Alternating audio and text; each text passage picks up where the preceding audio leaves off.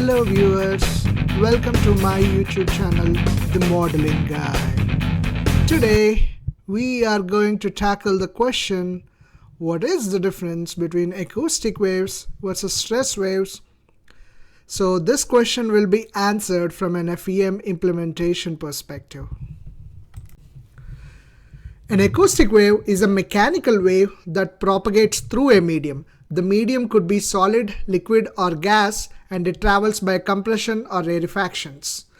Typically, this is a longitudinal wave, meaning that the particle displacement is parallel to the direction of the wave propagation.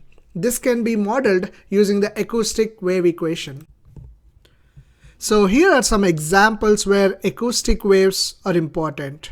Most of the example applications included here are from a biomechanics perspective. So viewers, I'm from a computational biomechanics background, so most of my examples as well as the videos on this channel will be at least that's related to the finite element will be from a computational biomechanics perspective.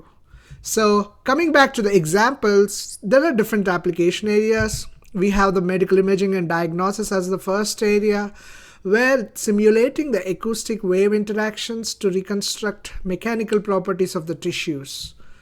Then you can have applications in therapeutic and biomedical interventions. For example, you could be modeling the thermal and mechanical effects of acoustic waves to destroy a tumor. And then you could have cardiovascular applications where you could use the acoustic waves to model the arteries as well as the blood flow dynamics. Now let's look into the stress wave. So a stress wave, again, it's a type of mechanical wave that primarily propagates through solids, very rarely in fluids, due to transmission of stress and strain. Unlike the acoustic wave, they could be longitudinal waves, shear waves, or surface waves, and they are governed by the elastodynamic equation, which we'll come to in the later part of the presentation. Here are some examples, again from a biomechanics perspective, some of the examples where we have applications for stress wave modeling. For example, injury and trauma analysis, where you have to look at the high-speed stress wave propagation through soft tissues or hard tissues.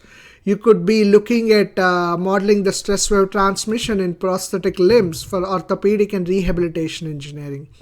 Again, cardiovascular and soft tissue injury applications require predicting failure of some of the structures under sudden pressure surge. Alright, now this is my favorite slide. This shows the governing equations, general forms for both the acoustic and stress waves. On the left hand side, you see the equation for an acoustic wave, where P is your primary variable for modeling the acoustic waves. And on the right hand side, you see the general form of the elastodynamic equation, where U, or the displacement vector, is your primary variable. For the acoustic wave equation, the C is the speed of the sound in the medium. You have the Laplacian operator as well as the time in t. For the stress wave or the elastodynamic equation, you have the rho, which is the mass density, sigma, which is the stress tensor, and F, body force per unit volume, as well as again t, time in seconds. Now viewers, let's look into the differences between acoustic wave and stress wave from a finite element implementation perspective. So the first one is solver choice. For acoustic waves, implicit solvers are preferred, whereas for the stress waves, explicit solvers are preferred. The time step sizes, again, because of the choice of implicit solver, acoustic wave modeling requires larger time steps, whereas the stress waves can do with smaller time steps. In terms of boundary conditions, there are differences. For acoustic wave modeling, you need to prevent artificial reflections and have to implement absorbing boundary conditions. For the stress wave modeling, you have to implement reflection-free boundaries for impact problems, sometimes using non-reflecting or absorbing boundary techniques. Again, it depends on the situation.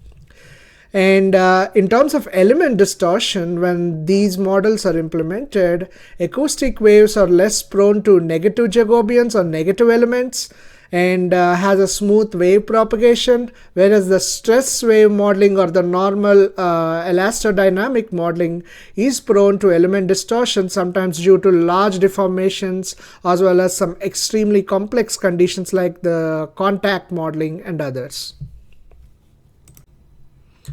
Then more differences include, again, implementation with material models. Sometimes acoustic modeling requires some linear properties, whereas you have extremely complex nonlinear material models that might be required for stress wave modeling.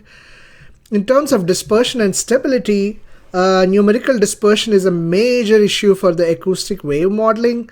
Higher order elements or refined meshes definitely help for both cases, but you have to again remember the computational cost. For stress waves, again, they can cause artificial oscillations if they are not properly damped. So you have to be extremely careful. In terms of computational cost, again, they could be expensive due to the implicit solvers, but they are very stable for long-term simulation. So again, implicit solvers, they go for an equilibrium. At every time step, you'll have multiple iterations. So each time step takes a long time, but you can have a very big time step for implicit solver, which is a preferred solver for acoustic wave modeling. Whereas for the stress wave modeling, generally explicit solvers are preferred and used. They're generally computationally cheap per step. So each time step we will only have one operation, but you are also limited by the value of the time step, which is generally has to be less than the stable, the current time step. We will come to that explanation in my other videos. With this, I'm stopping my video here, guys. I will be making more videos to explain the implementation itself. Right now, I'm thinking if I could use Julia or Python to quickly show implementation for these different equations. So if you have any other preferences or if you're interested in learning more, please comment in the comment section. I have done previously the C++ code-based FEM implementation. So this time I would like to try Julia or Python and learn along with you guys. So board this YouTube channel and learn with me. And thank you so much, viewers. Please like, share, subscribe and comment. And that would give me a great boost to make more such videos. Thank you so much.